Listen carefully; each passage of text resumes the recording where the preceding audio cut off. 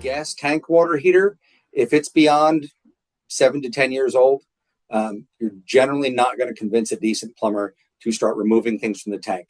The gas control, the dip tubes, the anode rods, things like that, because the tank itself only had a 6 to 10 year warranty to begin with. And if I start messing with a tank that's about that age, I might buy you some time. I might also now force the tank to do things you didn't want it to do. Then a customer calls me up and goes, "Thanks for fixing that." And it leaked 2 months later, darn it. So if it's old enough on a tank style heater with gas, I'll replace a burner, for example, a pilot assembly, because those are outside of the tank, but I'm not going to be really thrilled about taking things out of the tank once it's over a certain age.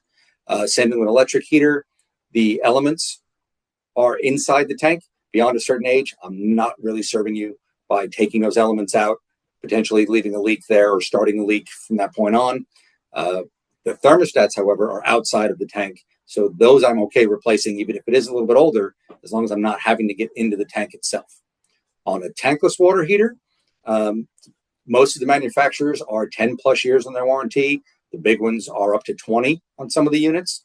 So a lot of times those do make sense to go ahead and put some money into to replace a fan or a blower or a burner, because the rest of the machine is still warranty for many more years.